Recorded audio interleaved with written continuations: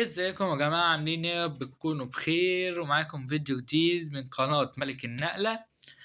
الجيم ده كان جيم بوليت، وكنت بلعب ضد واحد بتقييم 1566. يلا نشوف التقييم بتاعه. أول نقلة هو لعبها هي E4. رحت أنا لاعب C6 افتتاح اللي هو الكاروكان. راح هو لاعب نايت F3، رحت أنا لاعب D5. راح واكل بيدق في بيدق، رحت اكلت بالبيدق وبعديها راح لعب لي دي 4. لغاية دلوقتي كله بوك، ورحت انا لاعب نايت اف 6.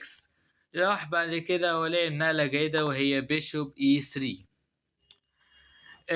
طبعا افضل انا في الموقف ده هو مفروض نايت اي 5.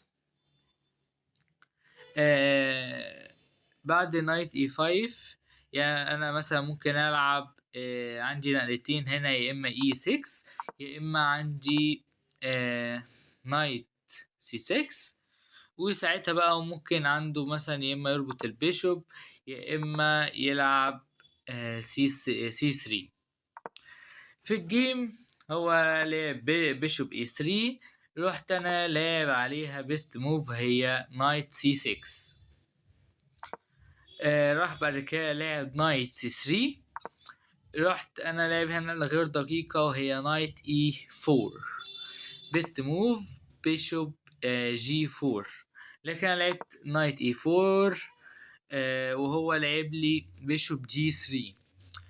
هو المفروض في بدل بيشوب جي 3 كان ياكل، يعني هنا مفروض هو كان ياكل بيضة في بيضة وانا اكل بالبيضة، وهو يروح حاجة يقول لي هات البيضة يا اما احميه، وبعد كده مثلا هو يروح منتشر بالفيل او يلعب لي البيضة في سي 3. لكن هو ما لعب لي بيشوب، رحت انا واكل حصان في حصان دي بيست موف. راح اكل بالبيضة، رحت لاعب دي اي 5. طبعا الجيم ده بوليت، فانا كنت يعني في سرعة شوية في اللعب. فلعبت اي 5، راح هو اكل بالحصان وانا اكلت حصان في حصان، راح اكل بالبيضة. رحت جاي في رحت لاعب كوين سي 7. كوين سي 7 ضغط على البيضة اللي في الاي 5 وضغط على البيضة اللي في السي 3. بيست موف هنا كانت كوين اي 5، بس انا لعبت دي عشان بضغط على الاتنين، فهو راح مديني كش. رحت مغطي بالفيل، راح مكسر فيه الفيل واكلت بالوزير. راح بعد كده لعب لي بيشوب دي 4.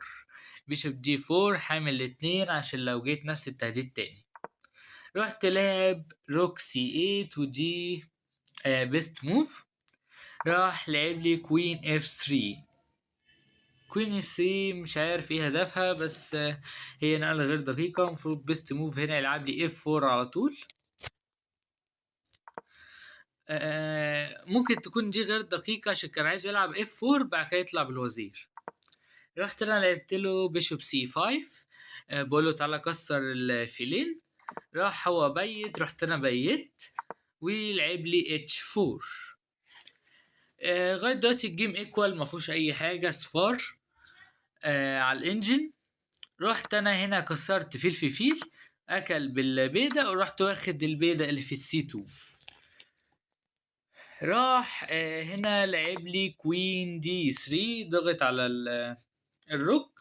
بيست موف هنا كان يلعب روك اف على السي 1. رحت انا لعب روك سي 8 حامي القلعة، وبيست موف بهيمن على العمود. راح هنا لعب لي اي 4. ورحت انا على طول الوزير ملوش لازمة هنا، رحت منضم على طول كوين جي 4.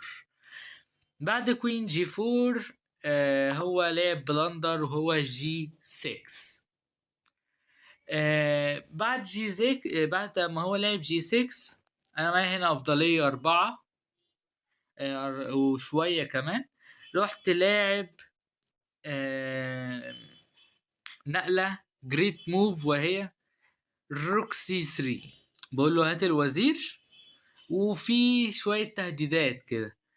رحت بعد ما لعبت روك سي 3، راح لعب لي كوين بي 5، ودي كانت نقلة ميستيك.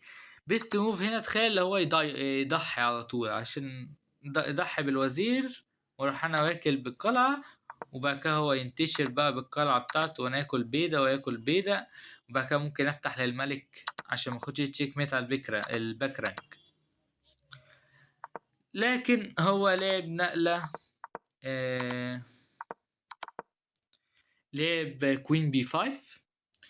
بعد كوين بي 5 رحت انا لعب بيست موف وبريليانت موف، روك تيكس على الجي 3.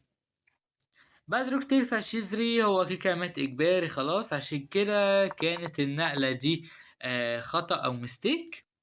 علشان بعد ما يشيل الوزير رحت انا ضحيت على طول روك تيكس على جي 3. روك تيكس جي 3 طبعا فكرتها لو هو اكل بالبيضة هاكل بكش اونلي موف تشيك ميت. لو هو ما كلش بالبيضة عنده حركتين هنا هديله برضو تشيك ميت. لو جه هنا لو جه هنا هديله برضو تشيك ميت.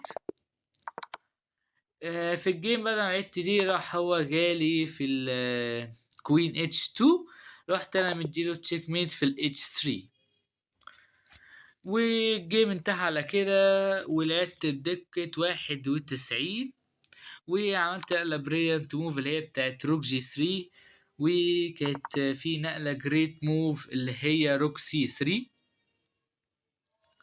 كان جيم حلو، لعبت بلندر بس اللي هو بتاعت الاي 5، خسرت بيضة. لكن ده كان بولت فيعني ما اثرش عليه قوي، والتصنيف كان 2250. يا رب الفيديو يكون عجبكم. بس قبل ما اقفل الفيديو متنسوش تعملوا لايك وشير، تشتركوا في القناة وتفعلوا زر الجرس، ونشوفكم في فيديو جديد. سلام.